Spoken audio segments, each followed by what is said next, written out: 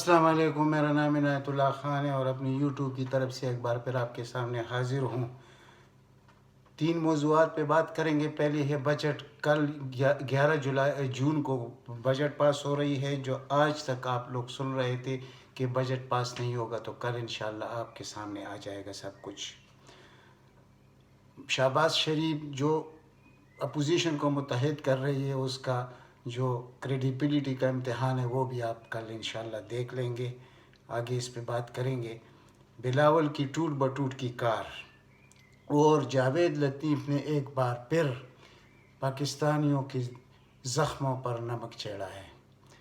ادارے کہاں ہیں؟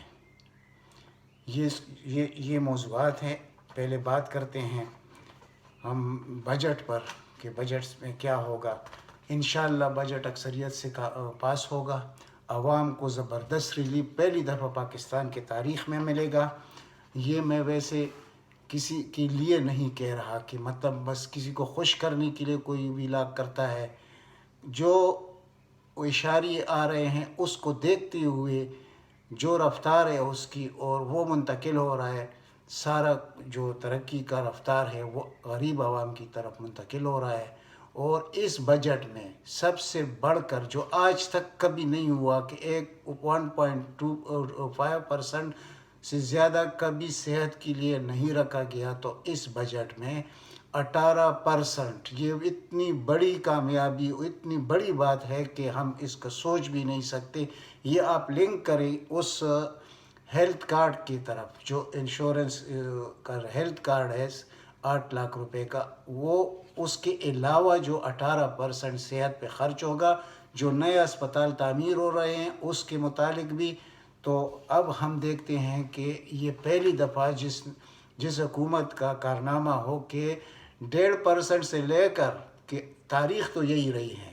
صرف عمران خان نے پچھلا جو بجٹ پیش کیا تھا اس میں 3% تھا، لیکن اس سے پہلے جتنے حکمران رہے ہیں 1.5% سے زیادہ کوئی نہیں گیا۔ اس دفعہ پہلی بار 18% کا بجٹ رکھا گیا ہے صرف صحت کے لیے۔ اب آپ اندازہ لگائیے کہ بجٹ کیسے ہوگا، غریب کے لیے ہے یا امیر کے لیے ہے، کیونکہ ان امیروں کو تو ضرورت ہی نہیں ہے پاکستان میں علاج کرنے کی، تو ان کے لیے تو اس سے کوئی ریلیف مل نہیں سکتا۔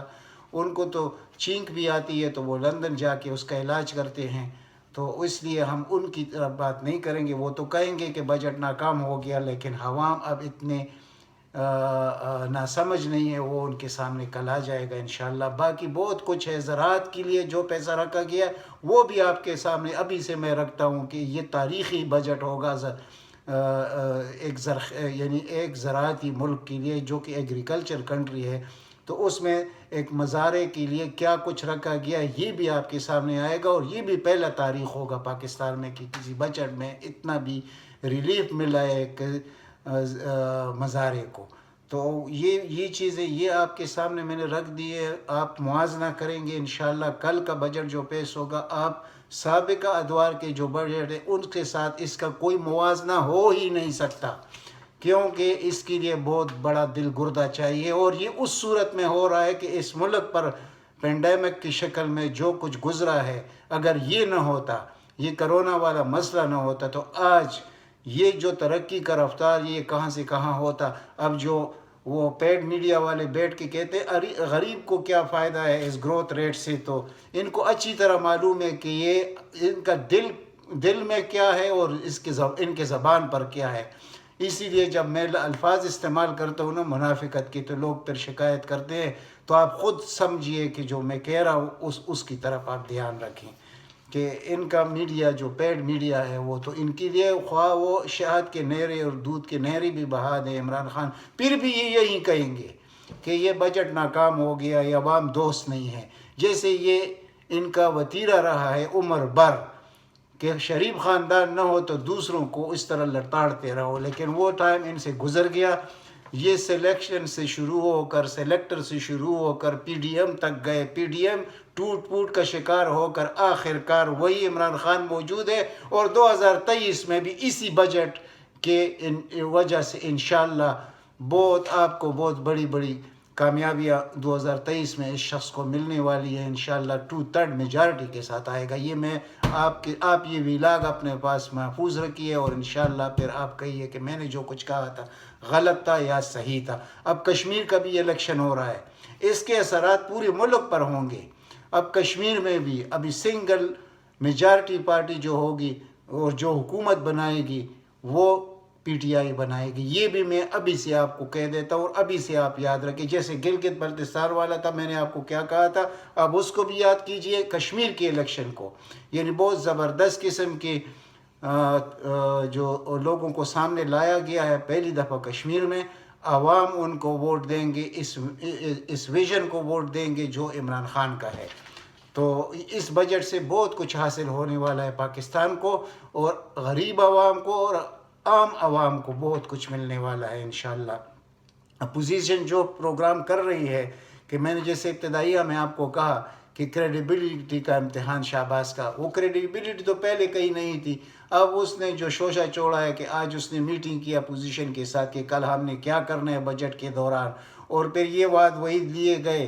یعنی وہ جو میں نے ٹوٹ بٹوٹ کی کار والی بات کہی ہے بلاول کی, وہ میں اس لیے کی ہے کہ آپ اس کے زبان سے جو کچھ نکلتا ہے وہ سمجھ ہی نہیں آتا آپ کو کہ وہ کہتا کیا ہے. ایک دن کچھ کہے گا, دوسرے دن کچھ اور. اس کو بہت ابھی 15-20 سال اس کو چاہیے کہ اس کے لیے ٹیوشن رکھا جائے, بڑے بڑے ٹیوٹر ہو کہ اس کو ذرا یہ سمجھائے کہ خارجہ پالیسی کیا ہوتی ہے, اندرونی پالیسی کیا ہوتی ہے, ملک کو کیسے چلایا جاتا ہے. صرف کرپشن کی پالیسی نہیں چلتی, اب مزید اس ملک میں یہ چیز نہیں چلے گا, یہ ختم ہو گیا. تو اس نے کہا کہ آپ کے ساتھ میرا اتحاد ہے بالکل. میں اپنے ایمنیز آپ کو دیتا ہوں بجٹ کے دن کے لیے, شہباز شریف کو کہا ہے, لیکن آپ کے جو لوگ ہیں وہ میرے خلاف جب اٹھ کر بات کرتے ہیں تو پھر اس کا کون ذمہ ہے. یعنی منت وہ بھی شہباز شریف کی, اور شہباز شریف خود اپنے پارٹی پر کتنا یعنی عبور رکھتا ہے یا کتنی اس کی طاقت ہے اپنے پارٹی میں, یہ بھی سب کو معلوم ہے.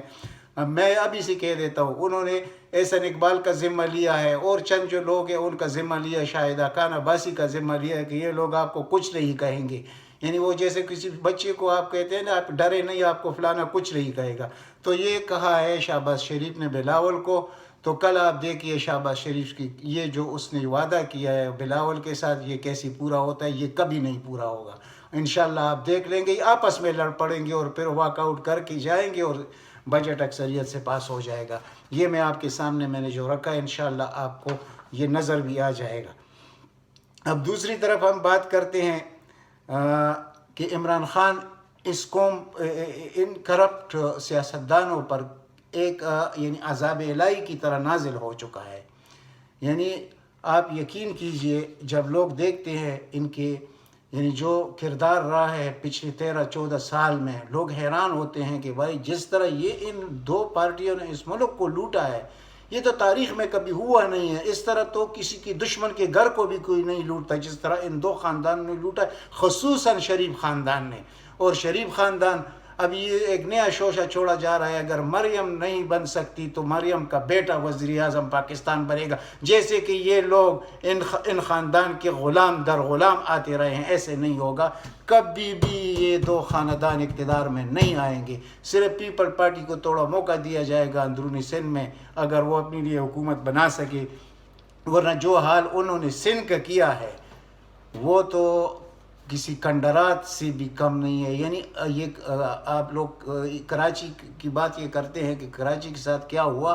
کراچی میں تو اس کا ووٹ بینک ہی نہیں ہے, وہ تو انتقام لیتے ہیں کراچی سے. لیکن کراچی کے عوام کو سوچنا چاہیے کہ یہ کون کر رہا ہے, ادھر حکومت کس کی ہے. 18ویں ترمیم کے بعد تو یہ ایک کنفیڈریشن بن چکا ہے, یہ فیڈریشن نہیں ہے. تو یہ اختیار تو پیپل پارٹی کا ہے, اور پیپل پارٹی نے جو کراچی کے ساتھ کیا ہے بالکل اسی طرح کر رہا ہے جیسے دشمن کے ساتھ کرتا ہے, وہی کچھ کراچی کے ساتھ ہوا ہے. لیکن کراچی کے عوام انشاءاللہ بشعور اور تعلیم یافتہ لوگ ہیں, وہ 2023 میں آپ کو دکھا دیں گے کہ کس کو ووٹ دینا ہے اور کس کو آگے لانا ہے. اتنا امید ان سے ہے. اگر وہ فیصل واڈا کی بات کی طرف جاؤں گا تو پھر وقت خراب ہوگا, اس کو چھوڑ دیتے ہیں. لیکن باقی کراچی انشاءاللہ آپ دیکھ لیں گے کہ وہ کس طرف جائے گی, اور کچھ نہ کچھ کرنا بھی پڑے گا انشاءاللہ مرکز کی طرف سے. حالانکہ مرکز کا کوئی اختیار نہیں ہے کراچی میں. لیکن پھر بھی کوشش ہوگی اور عوام کو نظر آئے گا کہ کوشش تو ہو رہی ہے لیکن کوشش برابر ثابت نہیں ہو رہی، اور وہ کس وجہ سے، وجوہات سمجھانے کی ضرورت ہے کہ حکومت کس کی ہے۔ اصل میں تو گراؤنڈ پر حکومت زرداری کی ہے، تو اب وہ کیسے چاہے گا کہ کراچی ترقی کرے؟ لیکن صرف کراچی نہیں، حیدرآباد کی بھی بات یاد رکھ لیں، انشاءاللہ سکر تک جائے گا پی ٹی آئی، تو پھر آپ دیکھ لیں گے کہ رزلٹ کیا نکلے گا۔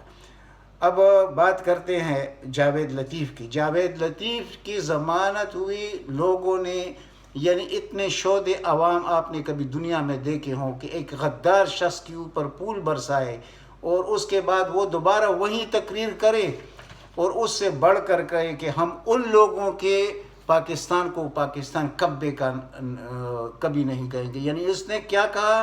اس نے افواج پاکستان کی طرف اشارہ کیا کہ ہم افواج پاکستان کی پاکستان کو نہیں مانتے، اور یہ بے وقوف انسان، یہ پاکستان موجود ہے تو افواج پاکستان کی وجہ سے، پہلے اللہ کی وجہ سے اور اس کے بعد افواج پاکستان کی وجہ سے، اور کوئی میری آنکھ سے اس ملک کو نہیں دیکھ سکتا۔ اور آپ جیسے 2% کا شخص، کرپٹ ترین انسان، آپ اس قسم کے الفاظ ادا کرتے ہیں، لیکن افسوس ہوتا ہے ہمارے اداروں پر کہ یہ ادارے اس طرح خاموش کیوں ہیں۔ یعنی دیکھنا پڑے گا ہمیں کہ اس کے پیچھے کیا راز ہے کہ افواج پاکستان بھی خاموش ہے، اور عدلیہ جس کا کام ہے کہ جس کے ہاتھ میں آرٹیکل 6 بھی ہے کہ جو شخص غدار وطن ہے اس پہ آرٹیکل 6 لگے گا، تو اس سے بڑھ کر غدار وطن ہم کہاں سے لائیں گے؟ جو سامنے بیٹھ کر اور یہ کہے کہ پاکستان نہ کپے، اور اس کے بعد ضمانت کے بعد کہے کہ یہ میں اس لوگوں کی پاکستان کی بات کروں۔ لوگوں کا مطلب کیا ہے؟ افواج پاکستان۔ تو افواج پاکستان کی جو آئین میں آرٹیکل لکھی ہوئے ہیں، کیا وہ اس عدلیہ کو نظر نہیں آتے؟ اور جو غدار ہوتا ہے اس کا جو آرٹیکل 6 ہے وہ ان کو نظر نہیں آتا؟ لیکن افسوس کہ جن لوگوں کی یعنی قانونی ادارے اتنے کمزور ہو جائے، پھر کس سے کیا یعنی ہم کیا مانگے اور کس سے مطالبہ کریں؟ تو یہ تو دیکھنا پڑے گا۔ اگر اس طرح نہیں ہوگا تو پھر الٹی انگلی سے گھی نکالنا پڑے گا، اور وہ طریقہ کیا ہے؟ ایک ایسے چوکے حوالے کرے اس کو تو ان کی چیخیں آسمان تک نکلیں گے۔ یہ ان کی بہادری، یہ خود کو بہادر کہتا ہے۔ جو پاکستان کے مخالف بیان دے گا تو اس کو آپ لوگ بہادر کہیں گے اور اس پہ پھول نچاور کریں گے، لیکن یہ پھول نچاور کرنے والے ہے کون؟ وہی لوگ ہیں وہ جس کو کوتا پارٹی کہتے ہیں، اور اس کے وہ جو ایک پلیٹ چاول پر ووٹ دینے والے لوگ، ان کا ضمیر کدھر ہے؟ وہ انسان کدھر ہے؟ وہ یہ نہیں سمجھتے کہ پنجاب ہی تو پاکستان ہے، اور اگر پنجاب میں ایسے لوگ پیدا ہوں گے، باقی چھوٹے اکائیوں میں پیدا ہوں گے تو اس سے کوئی فرق نہیں پڑے گا، لیکن پنجاب میں اور ایسے لوگوں کو پھر آپ لوگ چھوڑیں گے۔ یہ تو چاہیے کہ یہ بات قانون اور آئین تک پہنچی ہی نہیں، اس سے پہلے آپ لوگ اس کا بندوبست کریں، لیکن افسوس کہ کس کو کہے؟ یعنی یہی بات ہے جو آپ سمجھ گئے میرا کیا مقصد ہے، اس سے آگے میں کہہ نہیں سکتا، لیکن افسوس۔ اور وہی چیز وہ جو حامد میر ہے، اس نے کیا کیا ہے کہ میں تو اگر کسی کو دل آزاری کسی کی ہوئی ہے تو میں ان سے معافی مانگتا ہوں۔ دل آزاری تو آپ نے پورے پاکستان کی ہے۔ آپ کا جو حشر ہوگا، آپ کو ربڑ کی گولیاں نہیں پڑیں گی، آپ کو پتہ نہیں کیا آپ کے ساتھ ہوگا، اور عذاب اللہ کا آپ پہ نازل ہوگا۔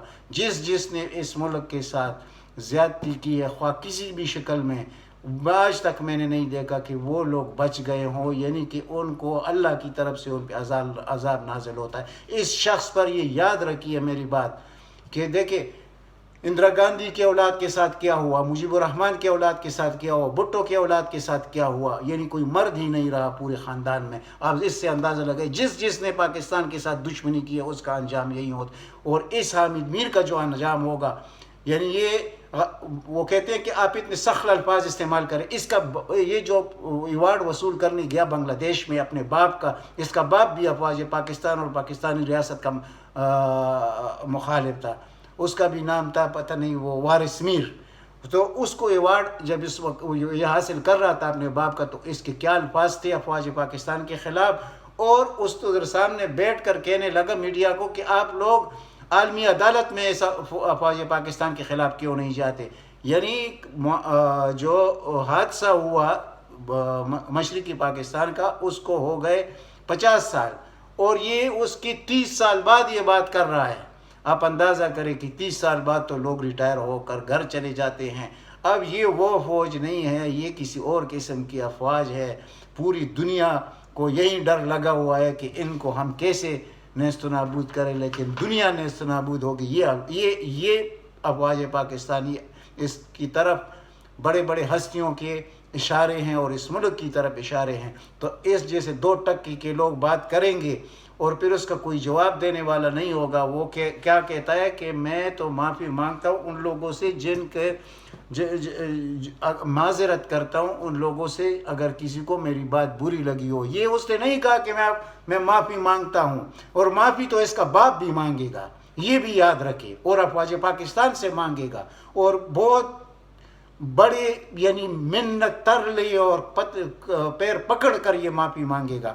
یہ لوگ کیا ہے، ان کا مقصد کیا ہوتا ہے؟ یعنی جب اللہ نے اس ملک میں ان لوگوں کو یہ عزت بھی دی، یعنی اسکوڈا اسکوٹر سے لے کر فراری اور کروزنگ تک یہ پہنچ گئے، اور ان کا وہ ٹاٹ باٹ آپ دیکھ لیں، اور اس ملک کی وجہ سے، اور پھر یہ اس ملک کے خلاف بیانات دیں گے تو ان کا حشر کیا ہوگا یہ بہت جلد آپ کو پتہ چل جائے گا. ایک یہ تو نہیں ہے ہمارے میڈیا میں اس قسم کے لوگ کتنے ہیں. یہ چیمپئن بنتا ہے، انشاءاللہ آپ کو ان کی چیمپئن شپ نظر آ جائے گی بہت جلدی. اس کا باپ بھی معافی مانگے گا، اور یہ جو کچھ عوام اس کے ساتھ کریں گے، یہ اس وقت سے ڈرے کہ کوئی عوام کے ہجوم اس کی طرف بڑھے گا تو پھر کیا انجام ہوگا اس کا. میں آپ سے معافی چاہتا ہوں اور اجازت چاہتا ہوں کہ آپ اس چینل کو زیادہ سے زیادہ سبسکرائب کریں،